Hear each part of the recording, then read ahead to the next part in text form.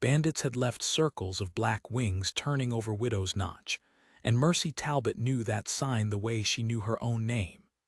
She'd seen it over dead cattle, over a dead coyote once, and now she saw it over something that made her stomach drop before her mind had even named it. A horse, down in the brush, still saddled, not moving. She almost turned her mule around. 3 years of being looked at sideways in Saguaro Wells had taught her that whatever waited past a thing like that was rarely good for a woman alone, and the sun was already low, and she had rabbit snares yet to check before dark. But the horse lifted its head when she called out, low and afraid, and that was enough. She had never in her life been able to leave a suffering animal to die within reach of her hands, and it turned out she couldn't leave a suffering man either, not even this one. He lay 20 feet past the horse, face down in the caliche dust, one arm flung out as if he tried to crawl and stopped believing in the point of it. She knew him before she reached him, knew the breadth of those shoulders and the silver-shot dark hair beneath the dust-caked hat that had rolled clear of his head. Marshal Castellano. The man who, 3 years back, had walked into the stage depot office, looked at her without one flicker of doubt in his flat gray eyes, and said the words that had unmade her life. "I'm placing you under arrest for the theft of company funds." She stood over him now with her hand hovering an inch from his ruined shoulder, and for one long moment the old bitterness rose up thick enough to choke her. He had not asked her a single question that day. He had not wondered, even once, whether a woman who scrubbed floors to feed herself might have better reason for her hands trembling than guilt. He had marched her to a cell and left her there 4 months while the town decided, without trial, that she was exactly the kind of woman they'd always suspected. And when the real theft came clear, when the strongbox money turned up hidden in a place that had nothing to do with her, he had opened her cell door and said only, "You're free to go," as if freedom were the whole of what he owed her. He groaned into the dirt now, a low broken sound, and the anger in her went strangely quiet, the way weather quiets before it turns. Whatever he had done to her, whatever wrong he had never once tried to right, this was a man bleeding out on a back trail with Buzzards patient in the sky above him, and Mercy Talbot had spent her whole life believing that mercy which waited to be earned wasn't mercy at all. She knelt, turned him with care onto his back, and saw the dark stain spread across his shirt below the collarbone, saw the swelling already purpling one side of his jaw, saw 3 days' growth of beard crusted with blood at the lip. Bandits had done this, and ridden off satisfied he'd die of it, out here where no one but a scorned washerwoman checking snares would ever think to look. "You are not going to die on my trail," she told him, low and fierce, as if daring him to argue. "Not today, not on my account."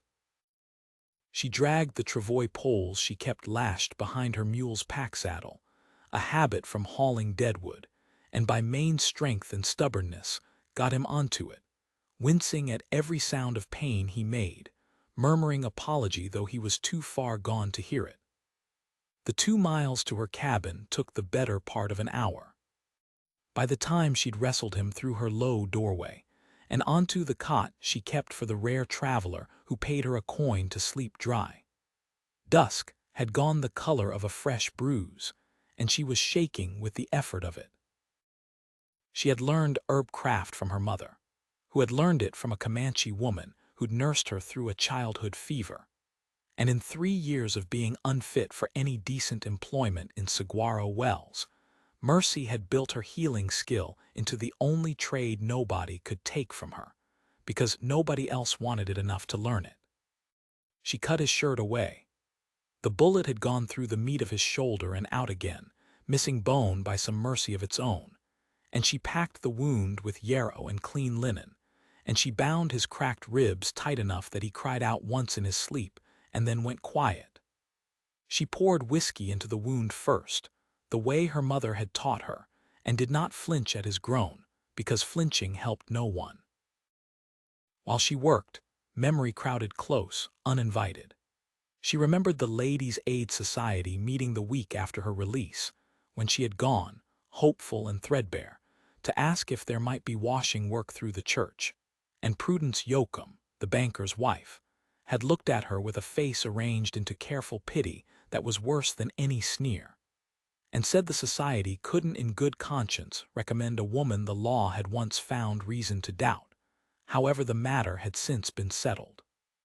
She remembered the mercantile owner sliding her coin back across the counter and telling her, not unkindly, that he couldn't have talk start up again about what went missing from his own till. She remembered, most of all, the one friend who hadn't turned from her Hattie Corwin, the blacksmith's widow, who'd brought her a sack of cornmeal every month for a year without once asking to be thanked for it, and who'd told her, the day she moved out to the little shack past the wash, that shame belonged to the ones who'd dealt it, not the one who'd worn it. Mercy had built her whole life since then on Hattie's plain accounting.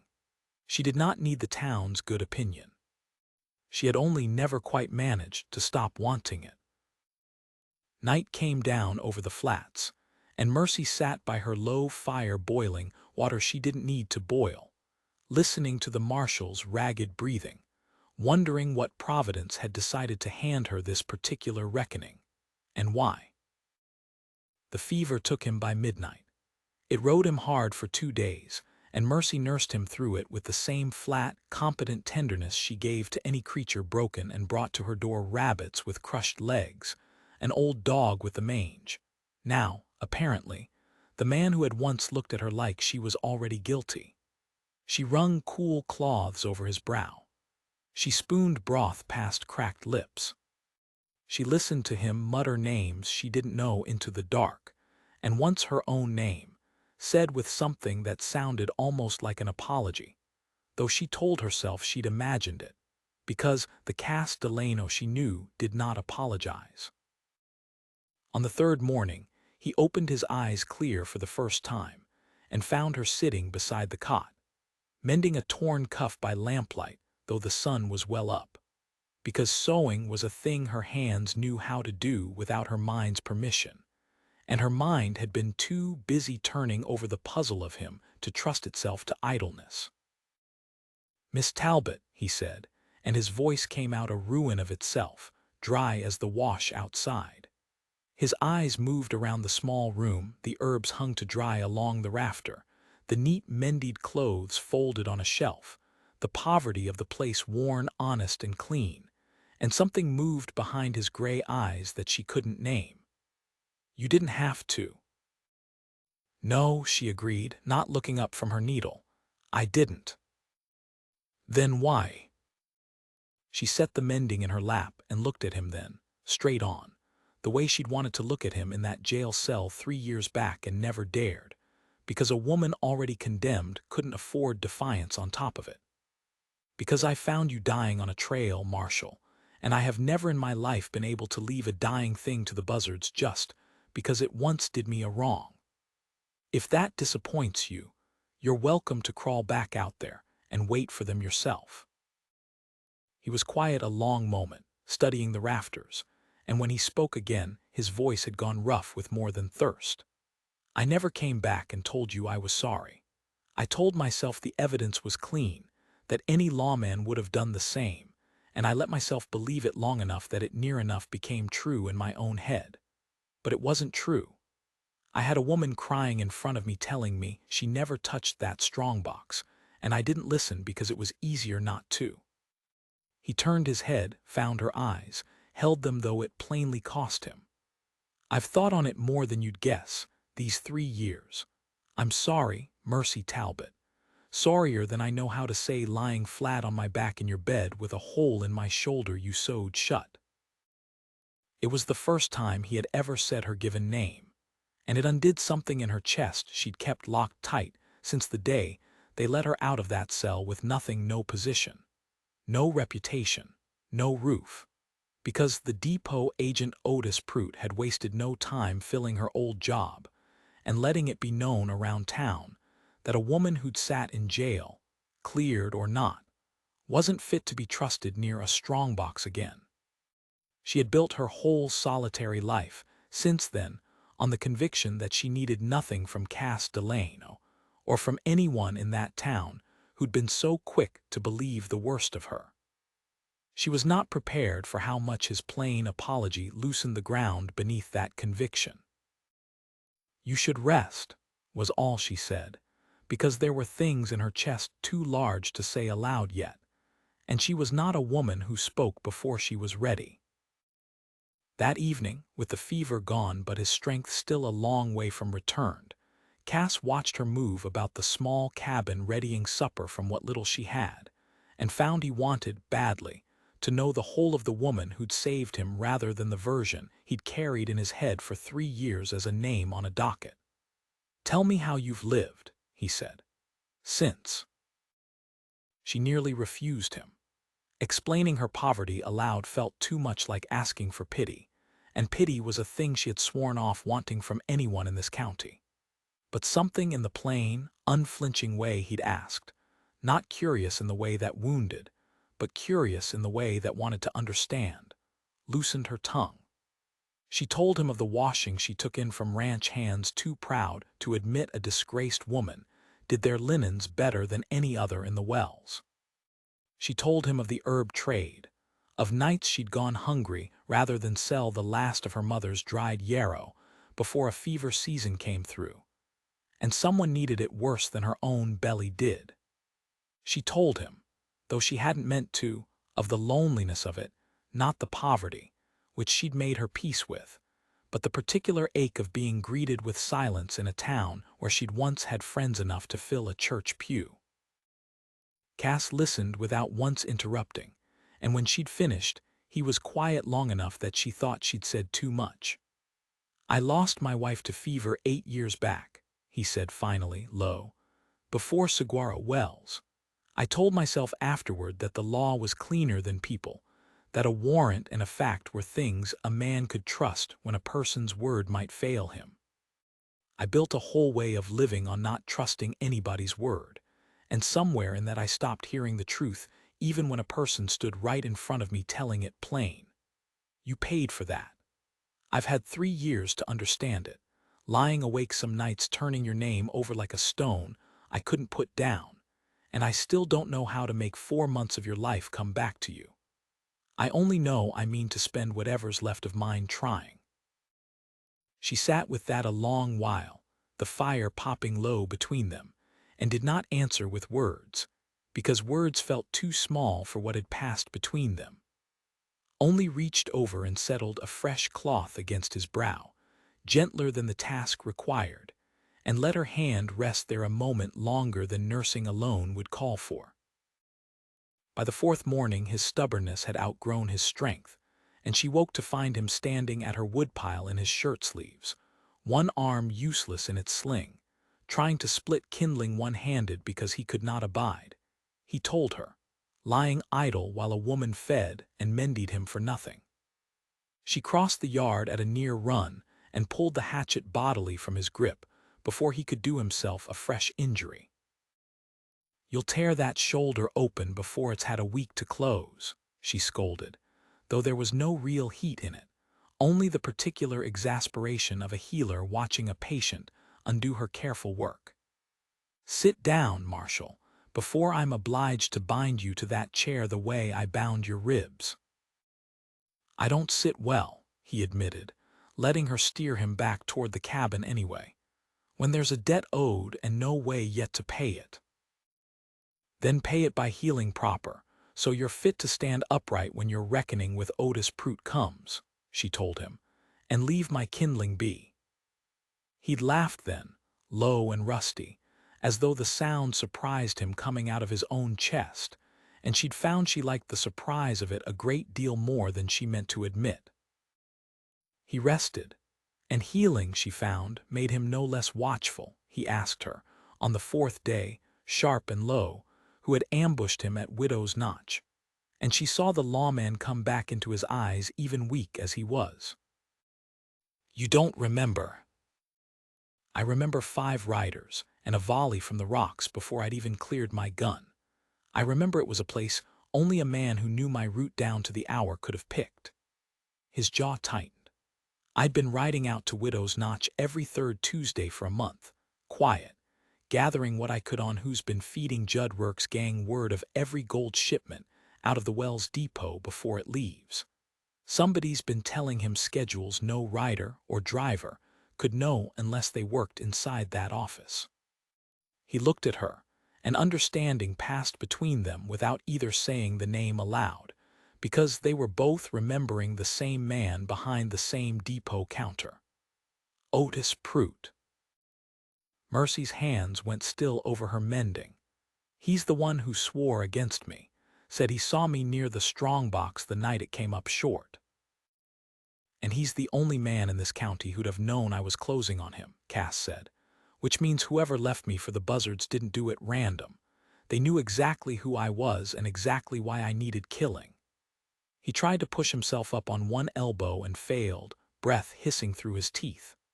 Which means when Prout learns I'm not dead, he won't rest till I am, and you're sheltering me. That makes you a mark too, whether you asked for it or not. She should have been afraid. She found, instead, a kind of clean anger settling over her, the same anger that had carried her through 4 months in a cell without breaking. Then let him come, she said. I have spent 3 years letting men like Otis Prout decide what my life is worth. I am done running from that particular ledger. On the 5th day, with Cass sleeping deep, and even for the first time since she'd found him, Mercy risked the 2-mile walk into Saguaro Wells for flour and carbolic, and a fresh roll of bandage linen, because her own stores had run thin feeding a grown man back to health.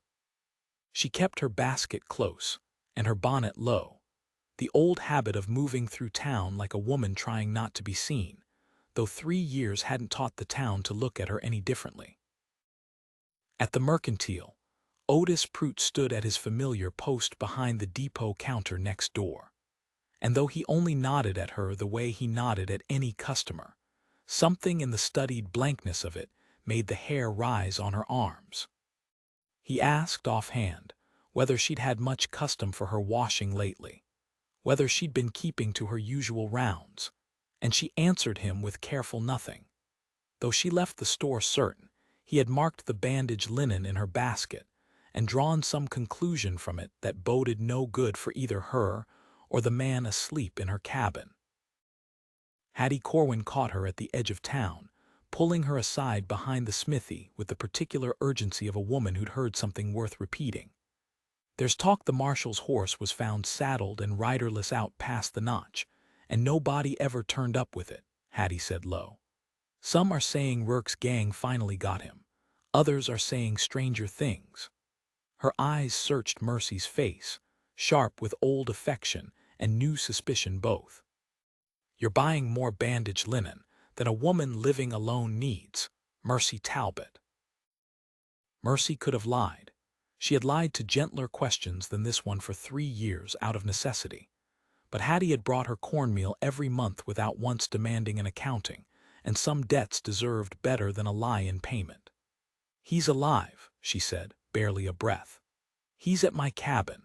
Don't ask me more than that, Hattie, and don't tell a living soul, because if the wrong ears hear it before he's fit to defend himself, it'll be the end of him. Hattie's face went through fear and understanding both, and settled, finally, on the same fierce loyalty that had carried a sack of cornmeal down a lonely road every month for a year. Then you'll want more than bandage linen, she said, and pressed a tin of her own store-bought coffee and a fresh side of bacon into Mercy's basket before she could refuse it. A man mending needs more than broth, and a woman keeping a secret this size needs a friend who already knows how to keep one. Mercy walked home with a heavier basket and a heavier heart, certain that Otis Prout's idle question had not been idle at all.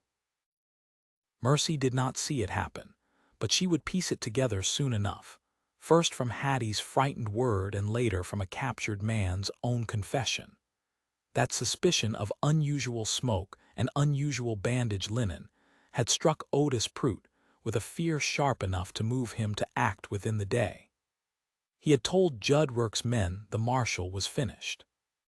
If Delano was alive and talking, every rope Prout had spent years weaving to the outlaws who paid him for schedules and silence would unravel around his own neck. And a frightened man with that much to lose did not wait long once the notion took hold of him. He sent a rider that same night to find Rourke's camp in the breaks, with word that the Marshal lived and lodged with the Talbot woman, and that both of them needed finishing before either could talk, though Mercy would not learn the particulars of that ride until the whole ugly business came undone in the street outside the depot days later. Cass tried to leave 2 days after that, tried to stand, tried to saddle the mule though his ribs screamed, and his shoulder had barely begun to knit, arguing in a low, furious voice that he would not be the reason bandits rode down on her door. "You'll do no such thing," Mercy said, blocking the doorway with her whole small, stubborn body, arms crossed, chin up in a way that made him, even hurting, almost smile. "You can barely stand upright, Marshal. You'll get exactly as far as the wash before you fall and bleed out proper this time, and then what will your sacrifice have bought either of us? No. If Rourke's men are coming, they're coming whether you're in this cabin or dying in a ditch a mile off, because Prout wants us both silenced, and he'll send them wherever we are. I'd sooner meet them here, on ground I know, with a roof over your fool head, than out there where you'll do nothing but hand them an easier kill." He stared at her, breathing hard, and something in his face cracked open, not just gratitude now, but a plain, unguarded wonder, as if he were seeing her clearly for the first time in 3 years of not seeing her at all. "You are the most contrary woman I have ever met," he said. "And you are the most stubborn man," she answered, "who has ever tried to die twice in 1 week rather than accept a debt he thinks he can't repay." They spent that day preparing instead of arguing further. Mercy knew this land the way she knew her own hands. She had walked it alone for 3 years with nothing but a mule and a shotgun for company. And she knew where the wash narrowed to a single crossing point, knew which brush would carry smoke and spook a nervous horse, knew where a man could rig a deadfall of loose stone above a trail with a length of rawhide and a prayer. Cass, propped in a chair by the window with his good arm free and a rifle across his knees, directed what he could and marveled, quietly, at how much of it she'd already thought of before he spoke a word. "You've a mind for this that most deputies I've trained never managed," he told her, watching her coil rawhide with quick, sure hands. "I've had 3 years alone out here with no one to call for help if trouble came," she said, not looking up from her work. "A woman learns fast, or she doesn't last." She tied off the last knot and sat back on her heels, studying the dark line of the wash where it narrowed below the cabin. "Rourke's men will come along the low ground, out of habit, if nothing else. Outlaws favor cover same as anyone hunted favors it. We'll want the deadfall there, and the lamp left burning low in the front window so they believe us careless, and the shotgun loaded with rock salt where I can reach it without crossing open ground." She glanced at him then, steady. "You'll stay at the window with the rifle and trust me to do the rest, Marshal. I know you're not a man used to trusting anyone else to carry the weight of a fight. You'll have to learn it same as I learned washing floors." "I'm learning it already," he said quietly, and meant considerably more than the plan. They came on the 5th night, 4 riders under a moon thin as a paring, easing their horses along the wash toward the cabin's dark windows, believing they rode toward one crippled lawman and one friendless woman who would offer no more resistance than a lit lamp before its wick was pinched out. The deadfall took the lead rider's horse first, a slide of stone and gravel loud as thunder in the quiet, and the animal reared and threw its rider into the brush with a cry that spooked the horses behind it into wheeling chaos. Mercy crouched at her cabin's corner with a shotgun she had fired at coyotes 100 times and never once at a man, put a barrel of rock salt into the shoulder of the second rider when his horse carried him too close, and he went off his mount howling more from shock than ruin, which was exactly the mercy she'd meant it to be. For one heart-stopping instant, the third rider broke clean through the chaos, spurring his horse hard around the scattered deadfall stone, straight at the open dooryard where Mercy stood exposed, reloading with fingers gone clumsy with haste. She heard Cass shout her name, raw and desperate, from the window, saw the rider's pistol swing level, and had time only to drop flat into the dirt as the shot went wide over her head and splintered the doorframe behind her. She came up already firing, the second barrel catching the rider's horse across the flank rather than the man himself. She would not kill where she didn't have to, even now, and the animal screamed and bucked its rider hard into the packed earth, where he lay stunned and cursing. From the window, weak but steady, Cass fired once, careful, and put a bullet through the fallen man's gun arm before he could recover it, keeping the rifle trained on him and not looking away, because he understood, watching her stand her ground in the dark without flinching, that he loved her, plain and whole, and that he was not going to lie useless in a cot while she paid the price of protecting him. The fourth rider, seeing his companions down or fled, one horse bolted riderless into the dark, reined up hard and threw his hands wide, shouting that he yielded, that Otis Prout had sent them, that Prout had been feeding Rourke's gang shipment times for 2 years, and paid them extra to see the Marshal dead before he could prove it. It was over inside 3 minutes, without a drop of blood spilled that couldn't be bound and mended, and Mercy Talbot stood in her own dooryard with a shotgun still smoking faintly in her hands, staring at the man who just confessed the whole rotten architecture of her ruin, and felt something in her chest that had been clenched shut for 3 years finally, quietly, let go. They rode into Saguaro Wells the next morning, Cass upright in the saddle by Will alone, Mercy beside him leading the captured rider bound at the wrists behind them. And the town came out of its shops and doorways to stare at the spectacle of their Marshal alive and the disgraced washerwoman riding beside him, as though she belonged there. Otis Prout was taken from behind his own depot counter within the hour, and by noon the whole confession had unspooled in front of the mayor and half the county. The framed theft, the false witness, 2 years of sold schedules, the ambush meant to bury it all in silence. Cass Delano stood in the street outside the depot office that afternoon, still bandaged, still gray with the cost of the ride. And he did not wait for a private moment to say what he had to say, because Mercy Talbot's disgrace had been public, and he intended her vindication to be every bit as public in return. 3 years ago I stood in this street's shadow and arrested an innocent woman on the word of a liar, and I never once came back to make it right, he said, loud enough that the gathered townsfolk went still to hear it.